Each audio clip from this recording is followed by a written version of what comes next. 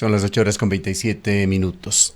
Saludamos al doctor Sebastián López, catedrático universitario, experto en Derecho Constitucional. Sebastián, muy buenos días. Quisiéramos en esta mañana enfocar temas profundamente humanos. La compleja situación que vive Ecuador, clasificado ahora entre los países más inseguros del mundo, con ciudades que baten récords de personas con muertes violentas por cada 100.000 habitantes, ciudadanos que tienen temor a salir en las calles en varias ciudades del país, dominio en las cárceles de las mafias, situación que no ha cambiado. Todo esto con gravísimos efectos sobre la paz social. Quisiéramos su punto de vista cuando estamos en una coyuntura gubernamental. En 2 días, Guillermo Lasso dejará el poder y asumirá Daniel Noboa. Muy buenos días, estimado Gustavo. Escuchan esta mañana.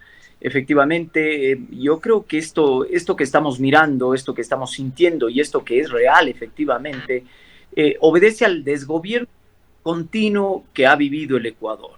Fíjese usted, querido Gustavo, casi que como un tema de gracia, entre comillas, el gobierno plantea un proyecto de seguridad a una semana de dejar sus funciones. Y esto es lamentable, esto es cuestionable, y no es sino una acción más del desgobierno, repito, que hemos vivido. Y claro, también del desmantelamiento institucional continuo que obedece a un abuso de la institucionalidad, a un socavamiento de la democracia y una lesión al ejercicio de los derechos fundamentales de los ciudadanos. Que el Ecuador hoy se encuentre en las condiciones en las que está. Sería injusto decir que esto es culpa solamente del presidente Lasso, que hoy deja su periodo de gestión, pero que naturalmente esto obedece a los gobiernos anteriores. Pero claro, obedece, como decía hace un momento, hacia un desmantelamiento continuo, progresivo de la institucionalidad, un socavamiento de la democracia, y esto demuestra los lamentables índices que hoy tenemos. ¿Qué esperaríamos en lo inmediato? Bueno, dado que hemos pasado un periodo sin Asamblea Nacional y dado que casi que no le hemos extrañado a la Asamblea Nacional que había fenecido en sus funciones, lo que esperaríamos es que exista un proyecto claro respecto, tanto desde el Ejecutivo como desde la Asamblea Nacional, a tono con el problema central de los ecuatorianos. ¿Cuál es el problema central y al cual se articulan todos los otros problemas? El tema de la seguridad. ¿Qué me parece a mí que la Asamblea Nacional debería hacer actualmente? Bueno, recuerde usted, Gustavo, que en la Asamblea Nacional está pendiente un segundo debate al proyecto de reforma parcial a la Constitución que tiene que ver con la intervención de la fuerza pública en el tema de la seguridad ciudadana. Yo creo que eso sería esencial, pero nada de eso tampoco se ha discutido, nada de eso se ha dicho, más bien lo que hemos visto es algunos pactos a nivel de la Asamblea y eso también es lamentable.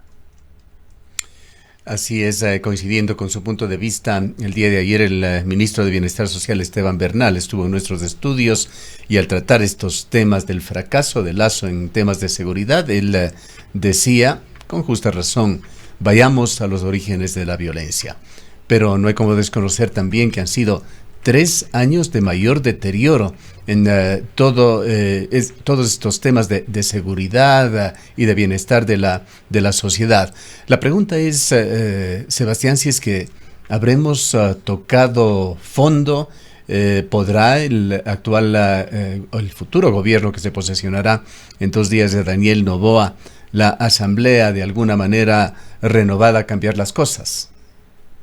Esta pregunta es clave y yo creo que es la pregunta que todos nos las deberíamos plantear, querido Gustavo, porque es que yo soy escéptico respecto de la gestión del nuevo gobierno. Ciertamente habría que darle un voto de confianza al presidente Noboa, deberíamos apuntalar a que la gestión sea positiva del presidente Noboa, de que podamos encontrar el rumbo en varios temas cruciales para los ecuatorianos, pero hasta aquí me parece ser que eso no es viable o al menos no se visibiliza. ¿Y por qué? ¿Cuáles son las razones?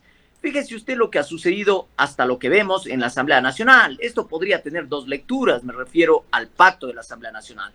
Uno podría entender como que los acuerdos en la Asamblea Nacional son una suerte de madurez política, son una suerte de acuerdos para favorecer la gobernabilidad, es decir, plantearse o mostrarse como algo distinto a la Asamblea que feneció. Eso por un lado, pero por otro lado uno podría decir, ¿a qué obedecen estos acuerdos? ¿Qué está detrás de estos acuerdos? ¿Qué es lo que se está negociando? algo ya se ha podido escuchar. Fíjese usted, Gustavo, se habla de juicios políticos que estarían de por medio, se habla de ciertas amnistías a exfuncionarios públicos y eso es cuestionable. De manera que yo creo que, decía hace un momento, permítame ser un poco escéptico, pero no veo con una mirada positiva el futuro inmediato del caso ecuatoriano, porque no conocemos una hoja de ruta clara que se haya planteado el Ejecutivo.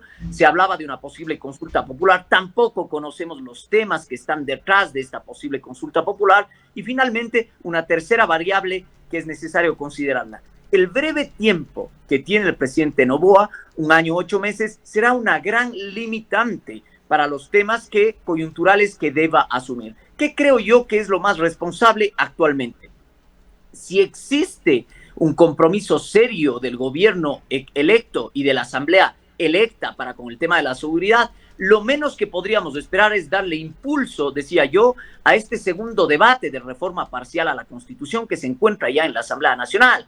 El primer debate fue con la primera asamblea, con la asamblea que feneció, y hoy sería algo muy responsable dar una discusión a tono con este segundo debate y caminar hacia esa reforma. No digo que los temas se resuelvan con reformas normativas, ciertamente hay cuestiones trascendentales dentro del Estado que ni se resuelven con consultas populares ni se resuelven con reformas legales. Piense usted, Gustavo, que queremos reorganizar el sistema de las cárceles. Bueno, basta un decreto ejecutivo, basta reorganizar la función ejecutiva, disponer los recursos necesarios, organizar el personal, dar las directrices que sean necesarias. Es decir, no todo pasa por una consulta popular. Yo creo que el presidente podría hacer ahí algunas intervenciones positivas, pero hasta el día de hoy nada de eso se ha visto, nada de eso se ha escuchado. Y yo diría que para el poco tiempo que queda, yo creo que es necesario que esto se ponga en marcha. Esto de las cárceles es realmente uno de los temas más dolorosos y acuciantes del país. Y no vamos a hablar de las masacres carcelarias que han dado la vuelta al mundo como expresiones realmente de salvajismo de lo que sucede aquí en el país. Hablemos del asesinato de sospechosos de un magnicidio o de estos suicidios, entre comillas, tan frecuentes en nuestras cárceles, cuando los ciudadanos que han perdido la libertad son ciudadanos que se convierten en personas que se encuentran bajo la custodia del Estado. Cuando usted tiene, Gustavo, un gobierno que no ha destinado recursos para la salud, cuando se ha descuidado la seguridad social, cuando no existe empleo, es propio que estos problemas salgan a flote. Lo que hemos visto con el gobierno de Lasso no es sino un agravamiento de este desmantelamiento institucional que viene ya desde hace más de una década en el caso ecuatoriano. Es decir, yo creo que esto, si bien hoy lo que estamos viendo es la punta del iceberg, digamos, porque es que acá el gobierno de Lasso termina una gestión escribiendo un libro, se dice, pero me parece ser que nada ha habido de atención a la cuestión social. Algo escuchaba que el ministro Bernal decía con cifras y con datos. Bueno, eso habría que contrastar en realidad, que es lo que nos ha dicho el ministro, pero en temas de seguridad, en temas de trabajo, en temas de empleo, en temas de salud, no hemos visto absolutamente nada, y esto tiene un impacto directo con los índices de violencia, de manera que, como decía hace un minuto, no todo apunta hacia una reforma legal. Bastaría que el presidente se tome en serio el ejercicio de los derechos, la satisfacción de los derechos, las competencias constitucionales y pueda destinar recursos, pueda reorganizar el sistema de seguridad, y eso es tomarse en serio la Constitución, tomarse en serio los derechos. Veamos qué sucede. Vayamos al asesinato de la estudiante universitaria de aquí de Cuenca, Abigail, un nuevo femicidio con visos de feminicidio por acciones que se han tomado desde entidades del Estado, y también a este otro tema que ha surgido, el de Paola Roldán, que clama a los jueces de la Corte Constitucional que le permitan ejercer un derecho a una muerte digna. Hemos conocido de paso, Sebastián, que usted es uno de los ciudadanos que ha presentado un amicus curiae sobre este último tema. Sí, bueno, dos aristas y dos perspectivas nuevamente del desmantelamiento institucional. Me refiero al tema del caso de Abigail. Fíjese usted que es lamentable que la gobernadora ni siquiera tenga información oportuna, que la policía dé unas versiones, luego dé otras versiones, y esto es cuestionable desde todo punto de vista. Esperar que un centro universitario de de esta ciudad sea el que aporte y colabore con información precisa para la captura es lamentable.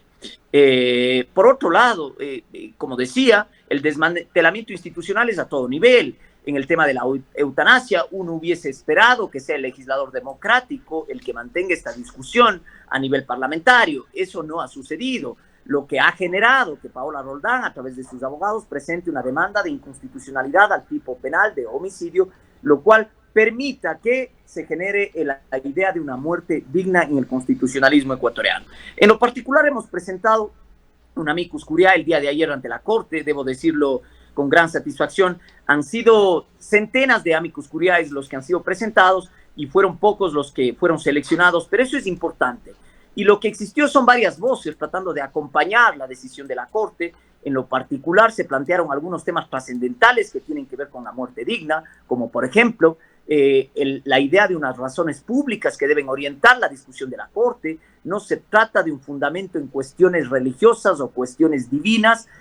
Por otro lado, el tema de la posibilidad que tiene la Corte de dar un paso adelante al reconocimiento de la muerte digna como parte integrante de la vida digna y, lógicamente, un llamado severo de atención a la Asamblea Nacional para que pueda regular las condiciones futuras de esta posibilidad. Yo creo que son centenas de personas en el caso ecuatoriano que padecen estas enfermedades progresivas, incurables, que merecen una atención oportuna de la justicia constitucional. Repito, y esto es una muestra de lo que venimos hablando, el desmantelamiento institucional. La Asamblea muy poco ha hecho por regular el contenido de los derechos, por regular de forma progresiva y satisfactoria los derechos fundamentales, y es que la Corte en estas condiciones se vuelve activa por necesidad.